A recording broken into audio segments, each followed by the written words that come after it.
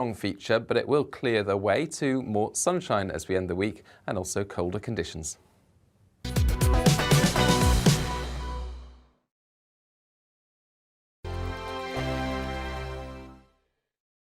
Hello there, I'm Eamon. And I'm Isabel. And you're watching the GB News digital stream across the United Kingdom. And around the world. If you're here in the UK, you can also watch us on your TV screen. GB News is Freeview channel 236. On Sky, we're channel 515. 626 on Virgin Media. Just remember, you might need to retune your TV to watch the channel. Yeah, and if you are doing that, find out more about retuning by going to gbnews.uk. Join my show Farage, 7 p.m. till 8 p.m. Monday through Thursday. And there you will get opinion, analysis, debate, and I'll cover stories that nobody else dares to touch. And then for the last 15 minutes, talking pints. We're over a drink. We have a civilized conversation with someone. We very often disagree, but we do it in a grown-up way. Come and join me on Farage.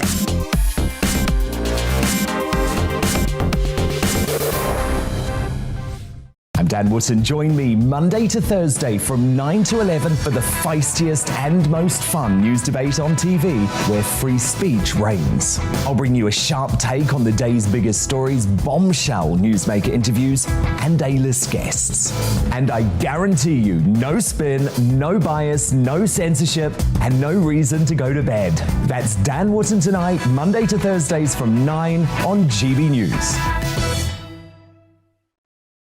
Hello there, I'm Eamon Holmes. And I'm Isabel Webster. And we hope you can join us for Breakfast with Eamon and Isabel. You make me laugh out loud, belly laugh. Is that important first thing in the morning? Yeah, absolutely. And there's me trying to be deadly serious. News is a serious business. Yeah, I have to rein you in sometimes. Well, it doesn't stop us laughing at it. It doesn't stop us having an opinion on what's going on. Yeah. And it certainly will not stop us reflecting what you think. Weekdays from 6 to 9:30 on GB News.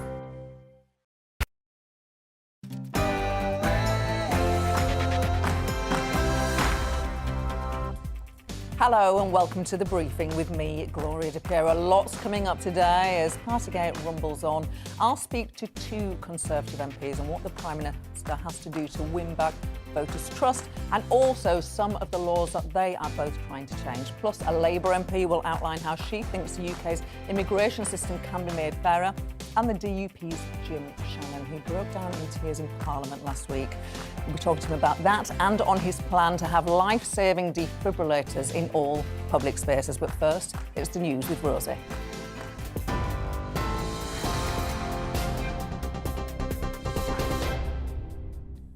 Good afternoon. It's just gone 12 o'clock. I'm Rosie Wright here on GB News. Let's get you up to date. Two teenagers have been arrested and held in Manchester as part of the investigation into the Texas synagogue attack.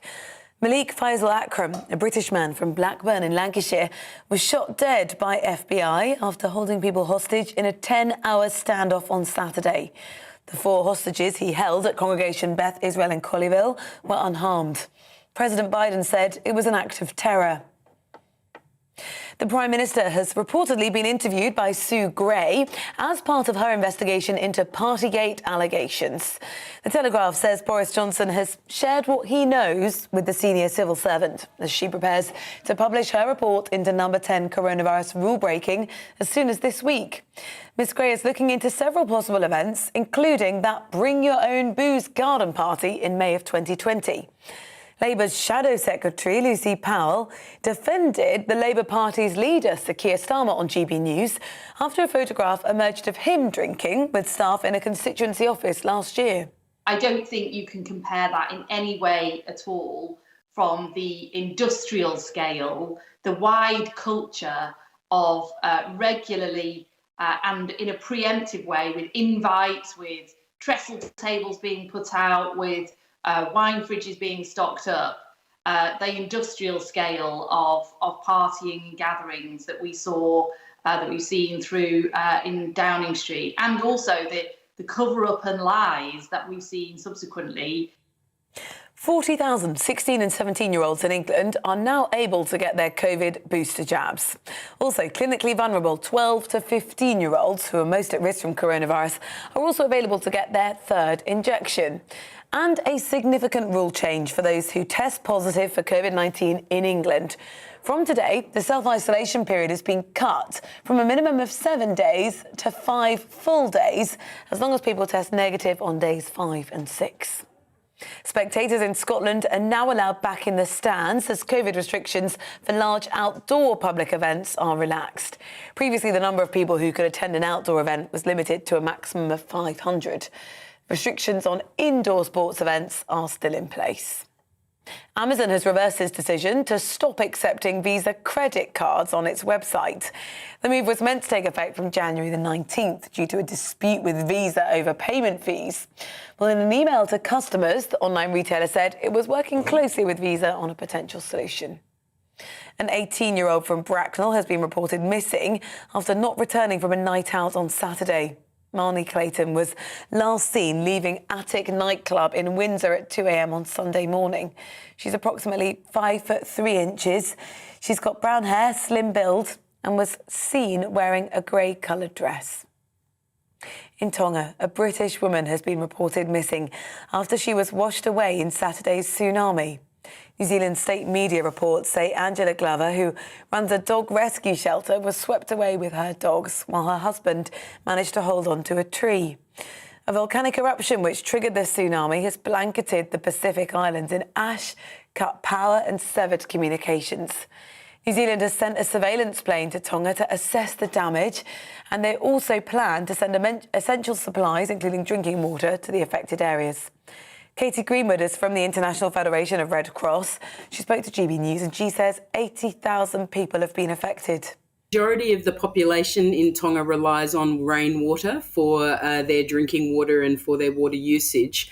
And so that ashfall really is a significant disturbance for clean drinking water and for hygiene and health needs in the country. The relief response will be making sure that people have access to water purification technology and implements. Novak Djokovic has landed in Belgrade after his visa to play in the Australian Open was cancelled. Well, the deported tennis star faces an automatic 3-year ban from entering the country. But the Australian Prime Minister, Scott Morrison, hinted that if the circumstances were right, Djokovic might be able to compete at next year's Open. Well, the tournament is now underway without the reigning champion. A giant asteroid bigger than any building on Earth is expected to soar past the planet on Tuesday. The asteroid poses no threat to Earth, and at its closest it will pass at more than 5 times the distance from the moon to the planet. You're up to date. This is GB News. I'll bring you more as it happens. Now, the briefing with Gloria.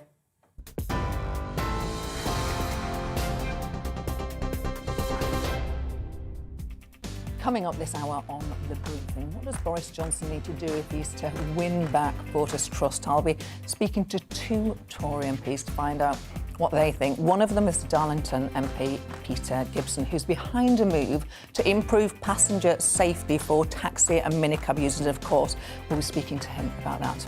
Plus, Labour MP Tonya Antionazzi will be telling me why she's campaigning to change our immigration system with her constituents. Give me your political briefing, sending your views and opinions by emailing gbviews@gbnews.uk, or you can tweet me at gbnews.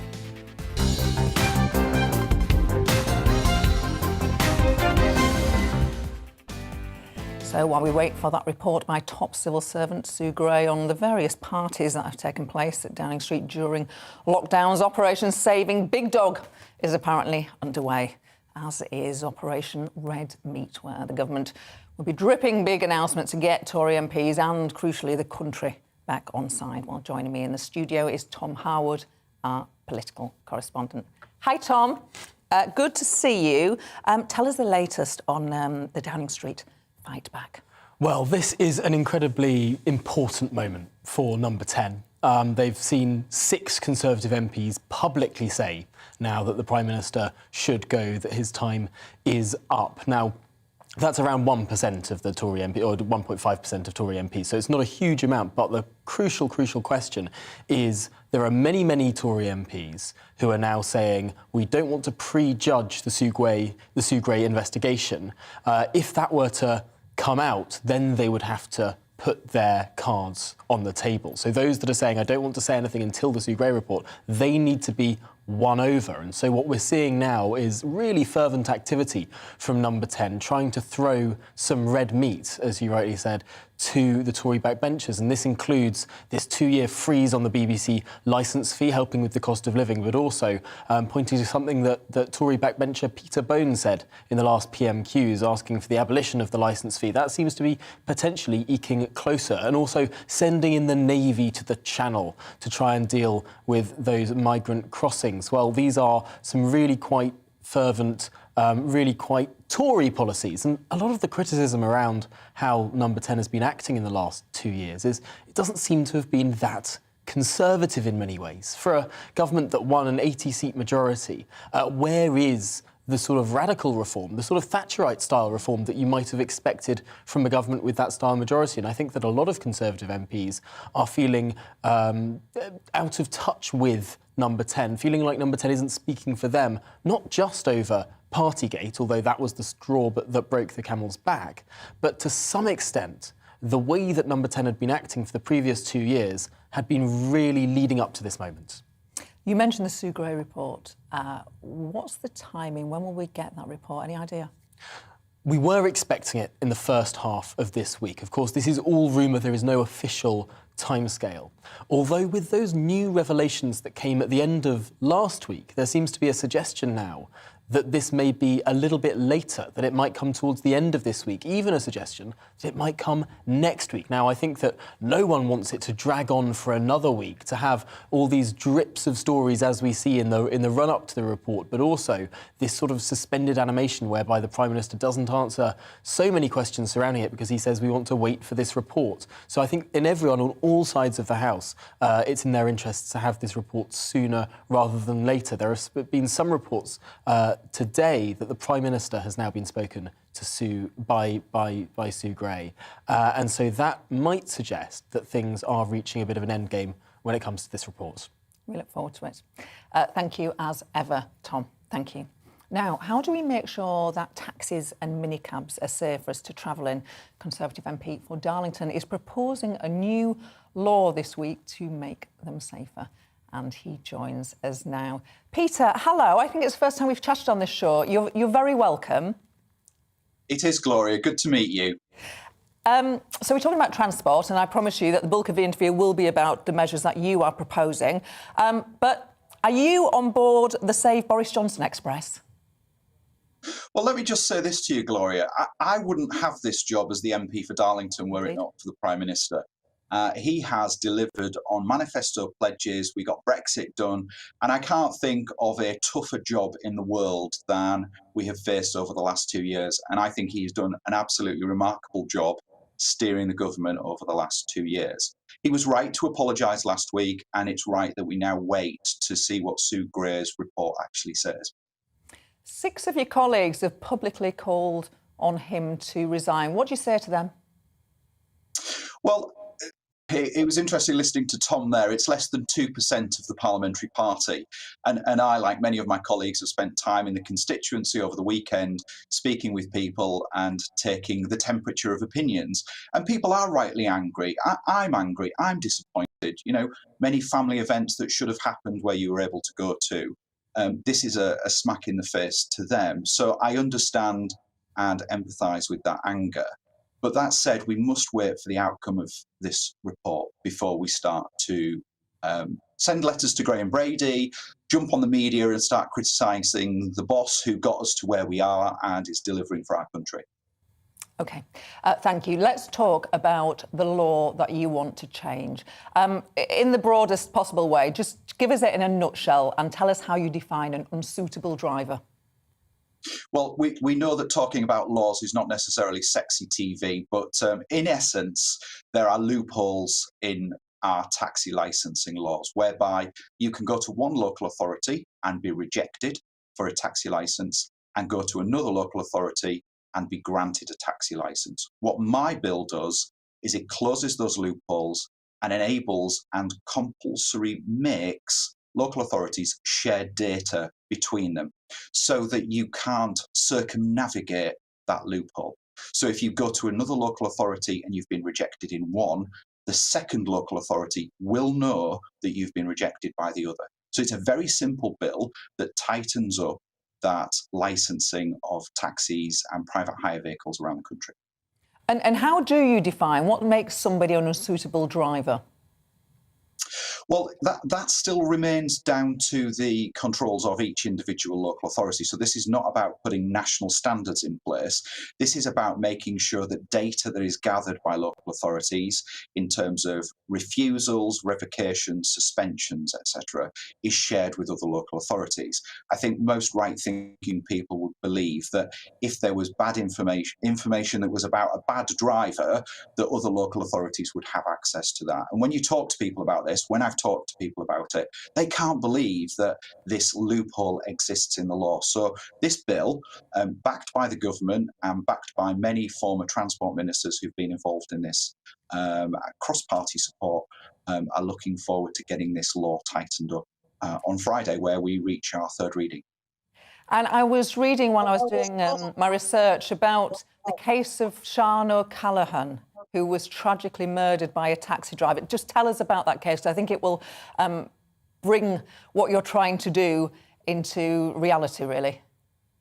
Yeah, the tragic case of Sian, and I've met with Sian's family on multiple occasions through the progress of this bill.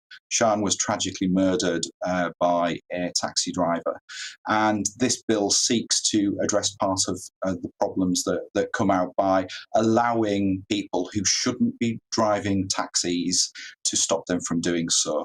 So I'm not saying that this bill would have necessarily stopped Sian's sad and tragic death, but the intention behind this law is to tackle that issue of drivers that shouldn't be on the road, swapping around the country to get licenses so that they can perpetrate violence and unwanted activity against people. And it goes to the heart of our women and girls strategy in terms of protecting individuals.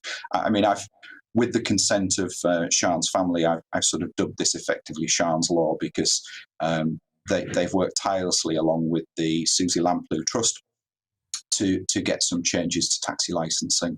And I really hope for the good of everybody that travels in taxis and private hire vehicles that this bill reaches the statute books. Thank you for explaining that. And in terms of the loophole, you're right, it does sound like a loophole that if you're not allowed to operate in one area, you can just move to another area. Is it difficult to get a national database, as it were, or for local authorities to cooperate on measures like this? Well, it won't come as a surprise to you that many local authorities already do cooperate, and they subscribe to a framework for a variety of reasons, for a variety of pieces of information that they already share data on. And I'm pleased to say that more than 200 local authorities already do voluntarily subscribe to an arrangement which my bill seeks to bring in mandatory. So this is effectively tightening and furthering that voluntary scheme to make sure that every local authority in England, my bill applies to England only, actually does what many good local authorities are actually doing. So in terms of your question about how difficult, how easy it is, the database already exists, the framework already exists, and because all local authorities are signed up to that framework and that computer system that they share data on, this is very, very easily achieved at very, very minimal cost. And the government is backing you because, of course, individual MPs, they can campaign for particular changes in the law, but without government backing, has no chance of success. But you have got that backing from the government. So when can we see these changes becoming law?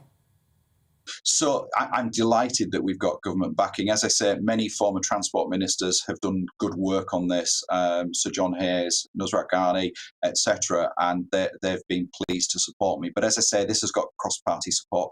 We reach third reading on Friday in the Commons, and then it goes to the Lords to progress through its stages there. I've already canvassed support from a number of peers who are willing to steer the bill through the Lords. So hopefully later this year we should be able to receive royal assent, all things being equal. And you talked about getting cross-party support. Most people, when they see politicians from different parties, they see them tearing strips off each other.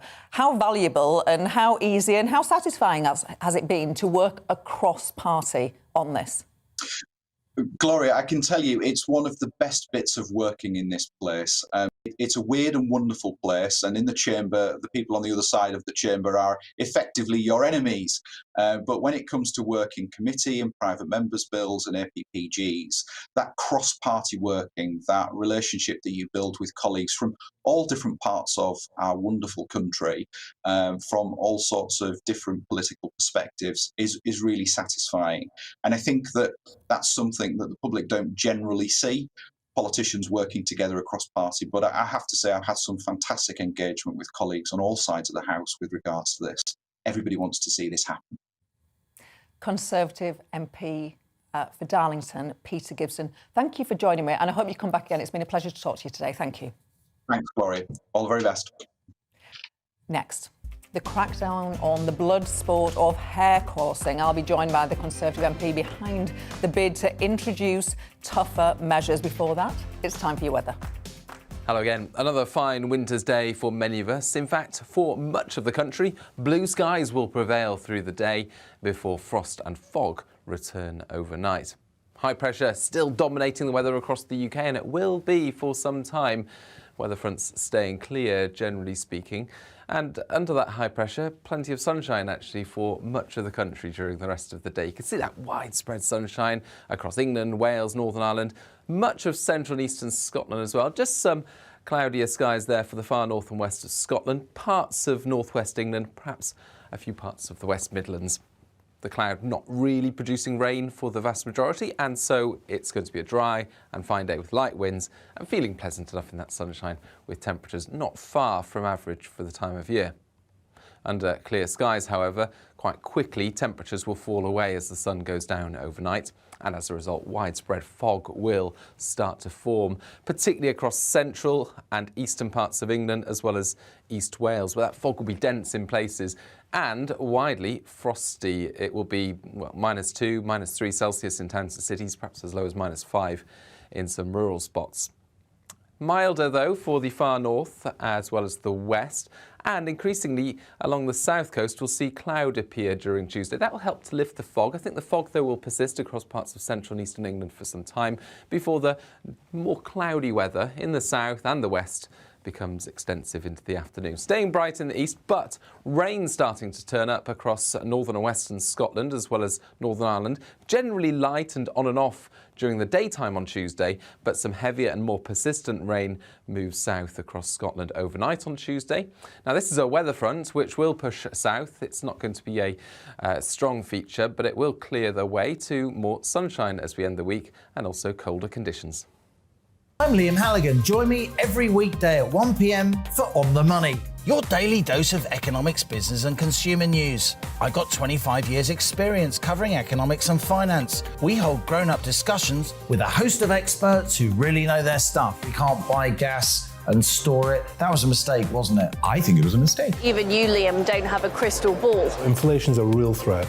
Every weekday at 1, you're On the Money.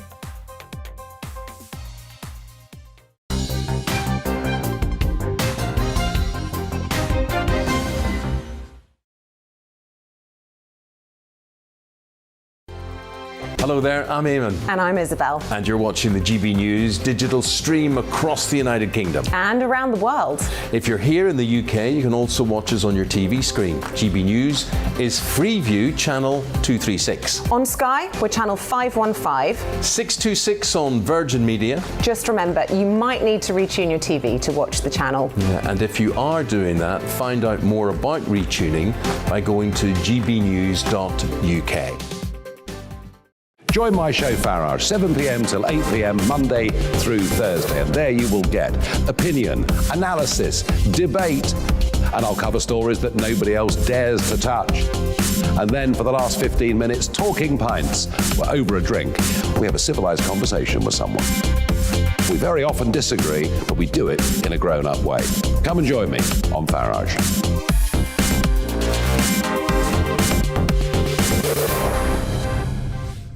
Dan Wootton. Join me Monday to Thursday from 9 to 11 for the feistiest and most fun news debate on TV, where free speech reigns. I'll bring you a sharp take on the day's biggest stories, bombshell newsmaker interviews, and A-list guests. And I guarantee you, no spin, no bias, no censorship, and no reason to go to bed. That's Dan Wootton tonight, Monday to Thursdays from 9 on GB News. Hello there, I'm Eamon Holmes. And I'm Isabel Webster. And we hope you can join us for Breakfast with Eamon. And Isabel. You make me laugh out loud, belly laugh. Is that important first thing in the morning? Yeah, absolutely. And there's me trying to be deadly serious. News is a serious business. Yeah, I have to rein you in sometimes. Well, it doesn't stop us laughing at it. It doesn't stop us having an opinion on what's going on. Yeah. And it certainly will not stop us reflecting what you think. Weekdays from 6 to 9:30 on GB News.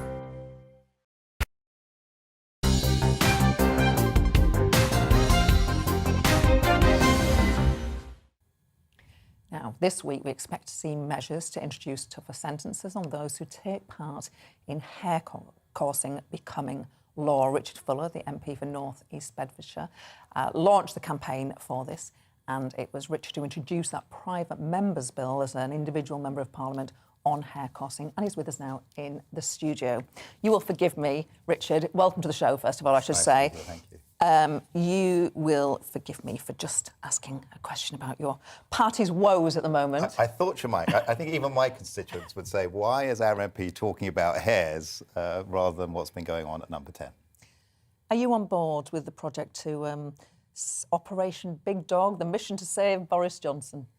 Well, I don't like that term at all. And in fact, to me, it has one of the problems. My constituents, they have a level of anger and disgust. But one of the issues for them is about the behaviour at number 10. And titles like that, I think, rather irritate further. But generally, yes, I am supportive of the Prime Minister. We'll have to see on the issues that Ms Gray is looking at what they come out with. But in general, the Prime Minister has been leading this country strongly and delivering for the British public. And there's lots of ideas being mooted about how they might get voters as well as Conservative MPs back on side, tackling the migrant crisis, ending the booze culture in number 10. Do you have any advice of what you would like to see or what your constituents might like to see in the fight back? No, I've got plenty of advice about changes that I'd like to see. First of all, just as with the issue before Christmas about Owen Paterson, where there was an attempt to disrupt the process, I think it's important that we respect the processes of our civil service, and particularly Ms Gray. And I think it's important that members of Parliament, when her report comes out, are strongly supportive of her, whatever her findings are. I think it's important the Prime Minister accepts her recommendations in full. He has to slay this view that there's one rule for us and another for them. And I expect him to lead very clearly on that. And I do anticipate and hope that he will change the culture completely and the personnel that lead at number 10. I've always believed in the view of living in a glass house. And all of us will have made mistakes during the period of following all those very, very intrusive rules. But it's clear that there's a seriousness lacking at number 10, and that's what I want to see change. Thank you for explaining that. Now, on your measures, very successful campaigning measures. A little bit too successful, actually. To get tough.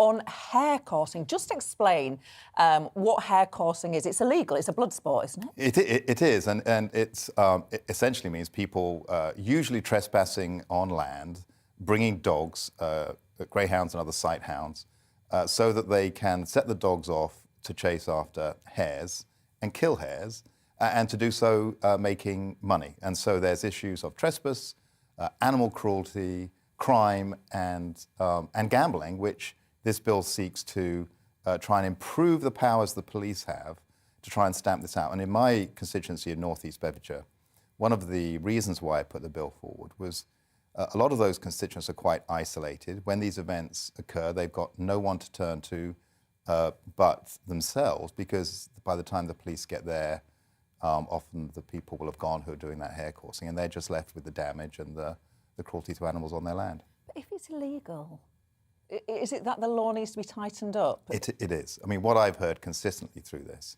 and I've been advised on this by my own Chief Constable Gary Forsyth, and there's a Chief Inspector in Lincolnshire, I think Chief Inspector Vickers, who's been leading Operation Galileo, is that there's a widespread feeling that the police lack some of the powers in the law to be able to bring prosecutions, and then when prosecutions are brought, it's a slap on the wrist, and effectively those people who can make tens of thousands of pounds, even more in gambling, can just go back and do it all again the next day.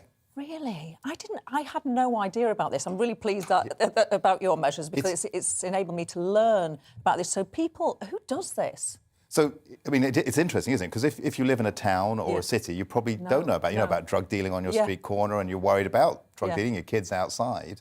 But in rural areas, a lot of what people are worried about is they go out in the evening, they can see tens, potentially even hundreds of people on their fields, and then they say, look, stop doing this on our land, and then they suffer intimidation. And it's that isolation in the rural areas that this legislation is trying to say, we're there for you, and the police want those extra powers. For example, there's no, if the police can't go to rural areas in 1 minute, they can't be there in a minute. So it takes time to get there, by which time, of course, people have moved on. But now, with the legislation that I was proposing, and now which the government is already accepting, there'll be a proposal going equipped for hare coursing. So if you find that there are dogs, if you find there's equipment for gambling and other aspects of it, then the police can bring a successful prosecution. Do many people go to prison, given it is illegal? No. There's been some efforts recently, an increase in policing. One of the benefits of the Prime Minister's commitment to increase police numbers in my own area as well as others is that there's more police in the rural areas. But effectively, we need to have these stronger measures on the statute book so that the magistrates' court know that this is a real public priority for rural areas.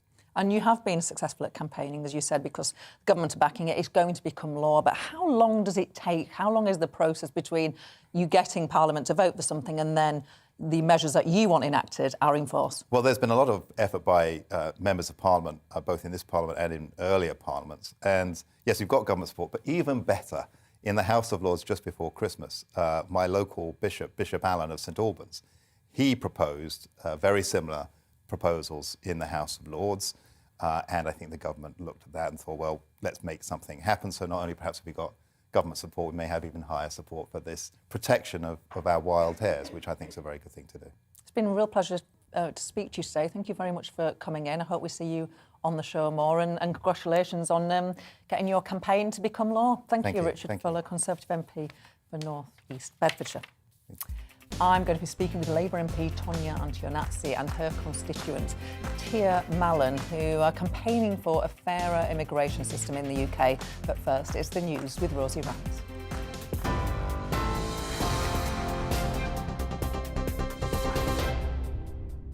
Good afternoon, it's 12:30. I'm Rosie Wright here with the latest on GB News.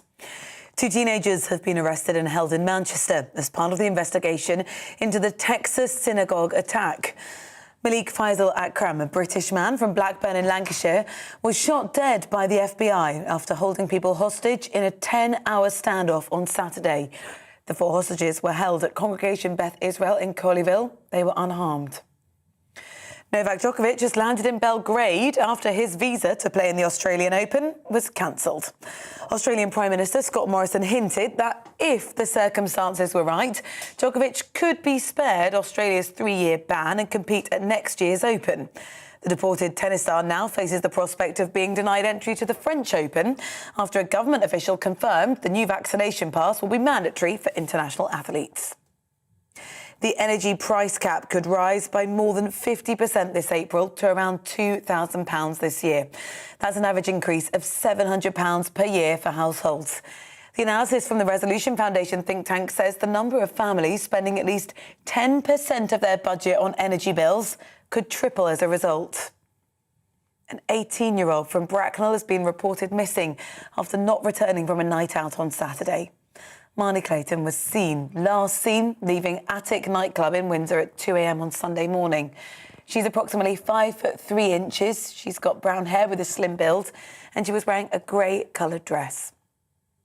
Amazon has reversed its decision to stop accepting Visa credit cards on its website.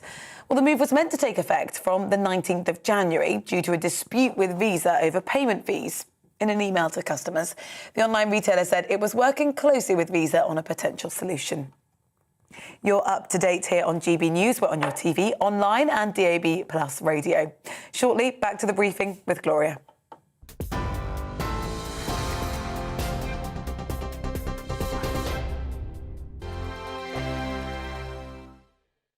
Hello there, I'm Eamon. And I'm Isabel. And you're watching the GB News digital stream across the United Kingdom. And around the world. If you're here in the UK, you can also watch us on your TV screen. GB News is Freeview channel 236. On Sky, we're channel 515. 626 on Virgin Media. Just remember, you might need to retune your TV to watch the channel. Yeah, and if you are doing that, find out more about retuning by going to gbnews.uk. Join my show Farrar, 7 p.m. till 8 p.m. Monday through Thursday, and there you will get opinion, analysis, debate, and I'll cover stories that nobody else dares to touch. And then for the last 15 minutes, talking pints. We're over a drink. We have a civilised conversation with someone. We very often disagree, but we do it in a grown-up way. Come and join me on Farage.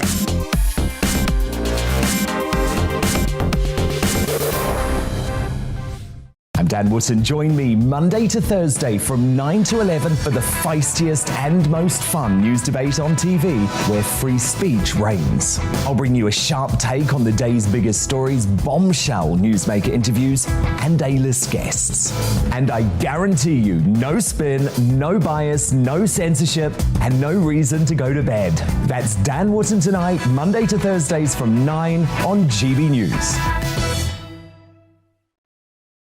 Hello there, I'm Eamon Holmes. And I'm Isabel Webster. And we hope you can join us for Breakfast with Eamon. And Isabel. You make me laugh out loud, belly laugh. Is that important first thing in the morning? Yeah, absolutely. And there's me trying to be deadly serious. News is a serious business. Yeah, I have to rein you in sometimes. Well, it doesn't stop us laughing at it. It doesn't stop us having an opinion on what's going on. Yeah. And it certainly will not stop us reflecting what you think. Weekdays from 6 to 9:30 on GB News.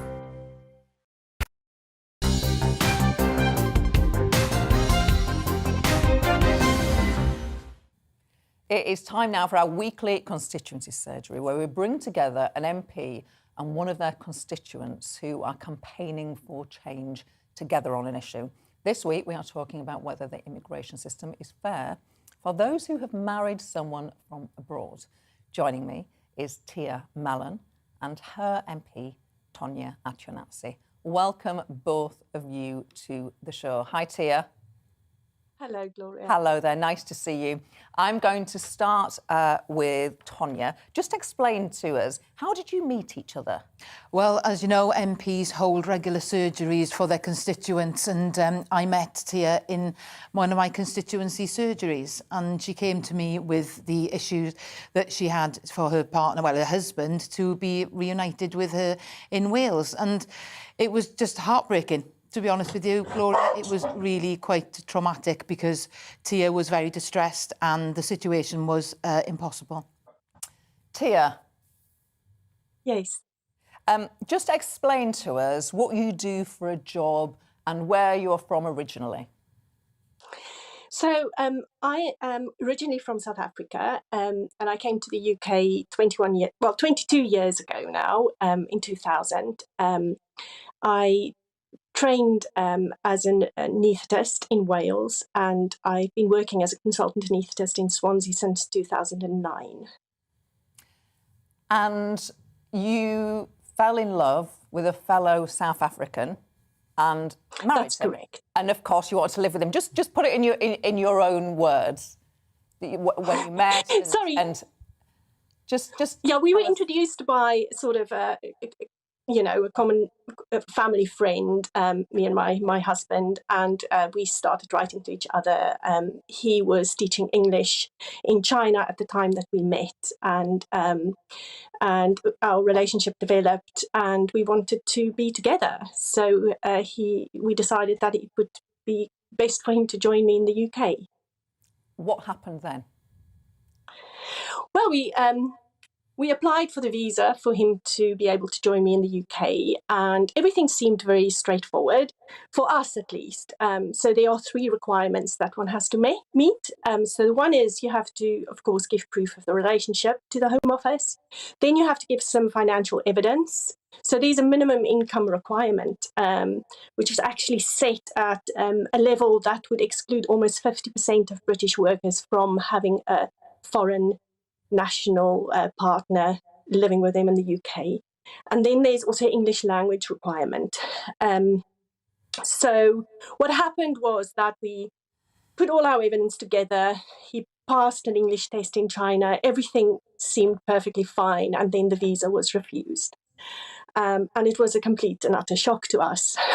The reason for the refusal was that there was a unique reference number missing from his English language test certificate. It was the correct test. He paid the correct fee, he passed the test. So it was a bureaucratic issue or administrative issue. There was a reference number missing that related to some process that has to be followed when it's for immigration purposes. So it's sort of beyond my understanding, really, what exactly it is that it was. But that was the basis for the refusal. So we had to try and work out how to solve this problem to get the visa issued. And so naively, I thought it would probably be quite easy because I live in a reasonable society. And surely after paying over £3,000 for this visa, surely there must be an avenue to resolve such bureaucratic errors. But I found out that there wasn't. Tonya, Tia is an incredibly articulate constituent of yours. But tell me about the Tia that you met in your surgery. How was she? Tia, when she came to the surgery, had to be supported by colleagues. She couldn't come on her own. She was very emotional and very frustrated with a system that had let her down. We had to pick around the issue. We wrote to the Home Office on a number of occasions, but we had to pick around the issue to find out what the administrative error was. And it was through connections with the British Council and connections that I have made it previously that we were able to ensure that her husband sat another test, that it went through the system properly. But of course, that's time, that's money, and it's a lot of emotion, which had an impact on Tia's job. And Tia is a consultant in a hospital in Swansea, which, we need people like Tia. We need Tia to be in work and we need her to be well. And it's not just Tia that this impacts on. There's lots of other people across the United Kingdom who are working in our NHS, who are valued members of society, who are really genuinely in need of being with their loved ones. And the system has genuinely let them down. Well, some people might say this was an admin error. So maybe the rules actually do work, except, there are admin errors from time to time, but the rules actually do work, that you have to jump through various hoops in order to bring your spouse into our country. And I think that there should be regulations in place, but it seems rather ironic that an English language teacher who is actually teaching people English as a foreign language has to sit these tests and whose mother tongue is English. That is slightly insulting, so I think there should be things looked at there. But also, it's something that you don't realise the impact that this has on people's lives, on keeping families apart. And what I'm really proud of is that from Tia's traumatic experience, she is now campaigning on behalf of other families, not just people in the NHS, but people across the United Kingdom who are in the same situation as her, and she's putting a great deal of energy into helping people's lives.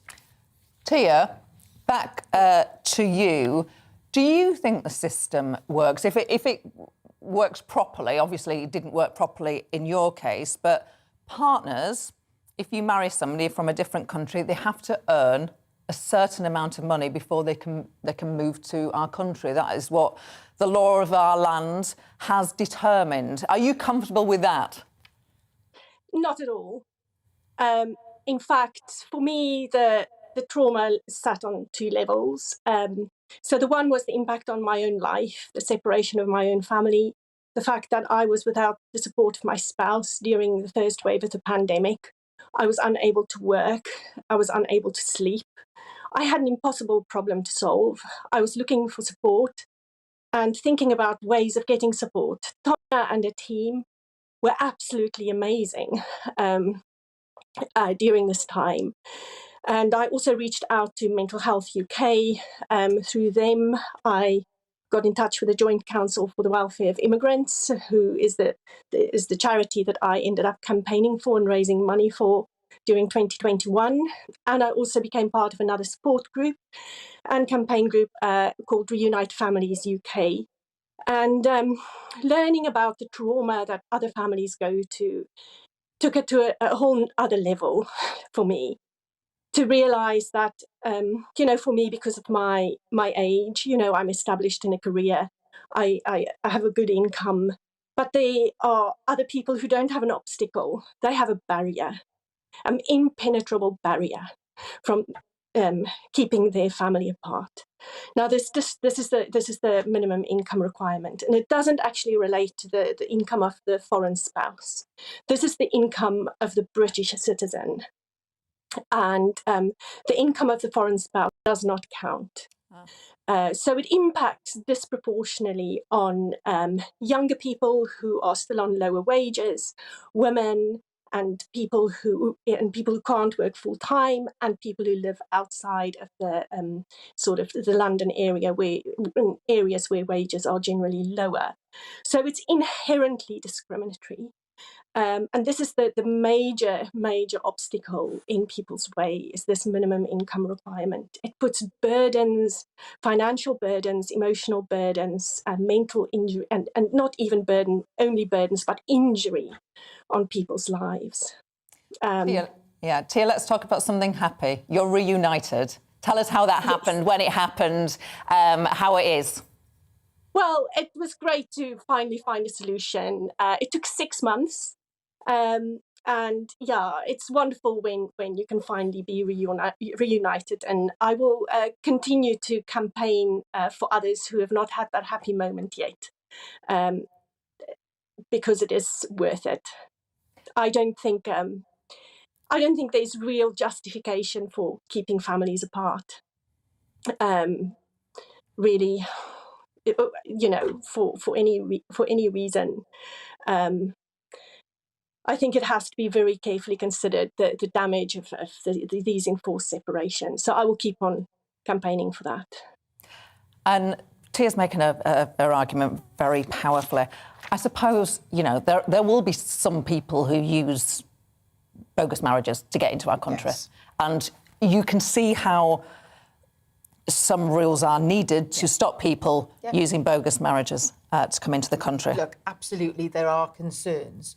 But what we've got here in Tia is somebody has not sat down and looked at the whole picture. Somebody has not looked at it, and you cannot just go by algorithm alone. These are human beings who have a right to be reunited with their families, and to see that firsthand. Tia is a similar age to myself. We've worked very, very closely to get a resolution for Tia and for her to find happiness. And that is what, as an MP, when you see the suffering of other people, it motivates you to help others. And she has really been through the mill. And when you know other people are suffering, we want it to be right. And the whole picture needs to be taken into consideration, Gloria. Just a question for you, as an MP, and this sort of emotional impact of having a constituency surgery. I think this was the most distressed person that you had seen at your constituency surgeries over the 5 or so years you've been in Parliament. I'm just trying to remember. 4.5, not bad. Does it, when a distressed constituent leaves that constituency surgery, how do you process the distress that you witness? Yeah, you take it personally. And maybe we shouldn't, but we do.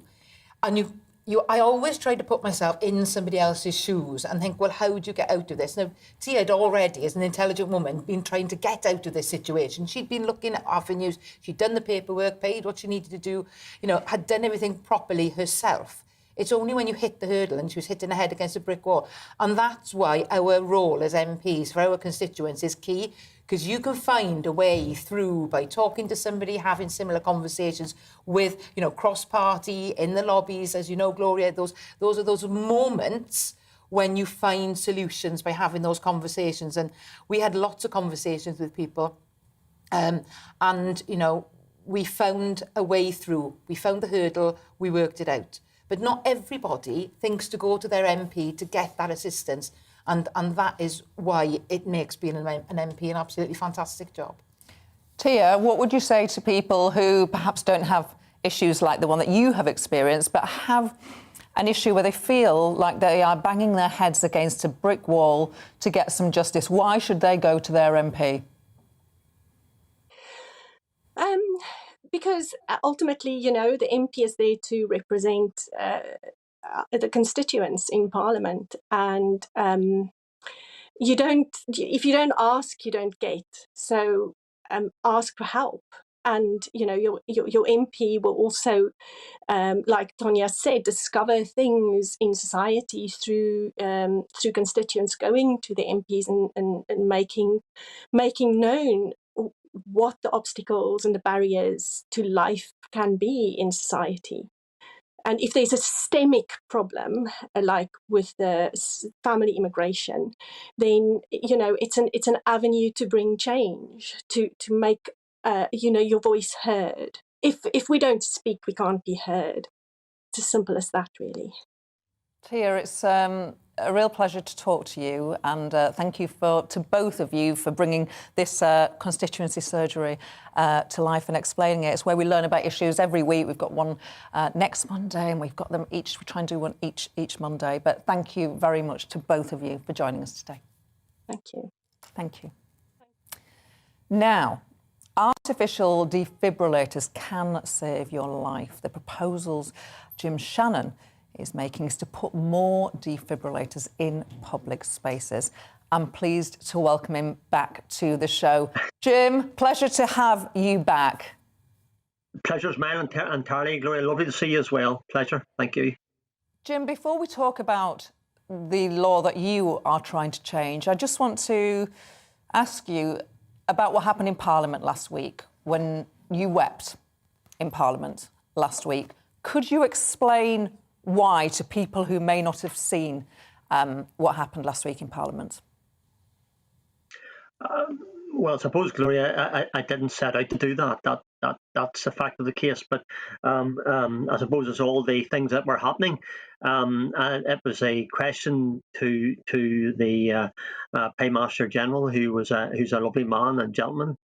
I suppose, from my point of view, the focus for me was, when I got on my feet, was in relation to the investigation of what took place at 10 Downing Street. I was keen and eager to get that question asked and answered. I perhaps I said to myself, be strong, don't focus upon Jemima, my mother-in-law, who passed away and very tragically and very quickly, unfortunately, as well. And emotion overtook me, and that's I didn't set out to be that way, but it's what happened. And I have to say that since then, the large numbers of people who have contacted me across Northern Ireland, and indeed across the United Kingdom of Great Britain and Northern Ireland as a whole, it resonates with them. They said to me, Jim, your tears are my tears, and that's a fact. 3,000 people in Northern Ireland who followed the rules, 156,000 people across the United Kingdom of Great Britain and Northern Ireland who followed the rules because we were asked to. And that hurt us as a family because we didn't have the time to spend with Jemima. We couldn't see her when she was passing away. We couldn't hold her hand or tell her that we loved her. We couldn't tell her that we're going to miss her. We were grieving and still grieve, as others do as well. And that's been reflected in the massive amount of people who have contacted us. Jim, I think you speak for many. Thank you so much for explaining that and going through the trauma of explaining that. Again, let us talk to you about the change that you want to see. You don't believe that anybody should be further than 3 minutes away from a defibrillator. Just tell us what you're trying to do and why 3 minutes.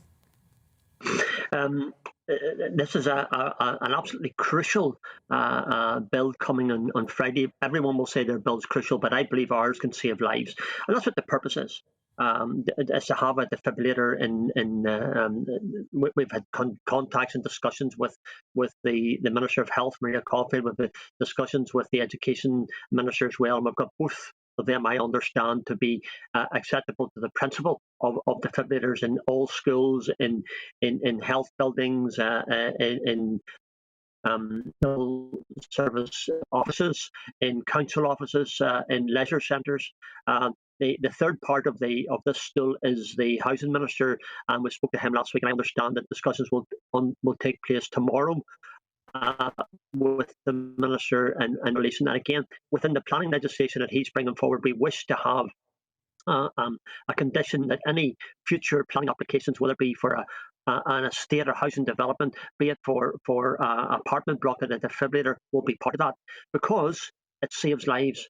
And every one of us as an MP and indeed the ministers themselves can point to constituents who today live because there was a defibrillator within 3 minutes. And the 3 minutes is a crucial time it takes between the heart stopping and the brain damage setting in. So the sooner the heart is restated, the higher the chances of survival, and then thereby decreasing the potential for brain damage. So that's a fact. It saves lives. And to me, and I believe and hope that the Parliament, both sides of the chamber, ministerial level, will accept that that's where we're at. And if we can save lives, then to me it's a very simple thing. Let's just do it.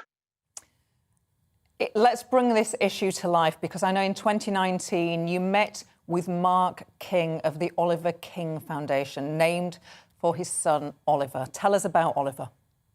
Yeah. When I met Mark King, his story was very personal.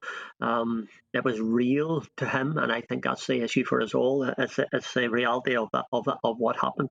His son Mark was a 12-year-old boy who, while swimming a swimming race in the PE lesson, he tragically suffered a sudden cardiac arrest due to a condition known as sudden arrhythmic death syndrome, SADS. It's one that unfortunately kills 12 young people under the age of 35 every single week in the UK. His son, Mark's son Oliver, was one of those. And if only there had been a life-saving defibrillator on hand today, he would be alive. And here's the poignant story, Gloria. Whenever this bill comes to before Parliament on Friday coming, where we hope that the three ministers and government will accept the principle of what we're trying to achieve, is a no-cost issue, by the way, for government. It's just to have it in place where all the different departments can ensure that legislatively the defibrillator will be available. This Friday, if young Oliver was alive today, it would be his 21st birthday this Friday, the 21st of January. Wouldn't it be lovely, Gloria, in this life, to have that legislation passed on the day of his birthday? Be so much a victory for Mark, and to be fair, and I want to put it on record, and my thanks to Maria Caulfield MP, who was the original sponsor of this bill. I was quite happy to be supporting her, and was quite happy to take it on and bring it before Parliament. So we have a chance this Friday to endorse that, and there's a chance for all three ministers, health, education and housing, to add their support, and ultimately make a request that the family have, the Oliver King Foundation, and ever mindful of wee Oliver. Never met him, met his dad, met his mum. Good people. It's time to do right for them. Jim Shannon, I'm sure everybody who's watching is wishing you luck on Friday. Thank you so much for your time today. Thank you, Jim. Pleasure's mine. Thanks so much. Take care. God bless. Keep safe. Thank you. Thank you. You've been watching The Briefing with me, Gloria De Piero. The show is back every weekday from noon. Up next, it's On the Money with Liam Halligan. But for now, I'm going to leave you with your weather. Hello again. Another fine winter's day for many of us. In fact, for much of the country, blue skies will prevail through the day before frost and fog return overnight. High pressure still dominating the weather across the UK, and it will be for some time. Weather fronts staying clear, generally speaking.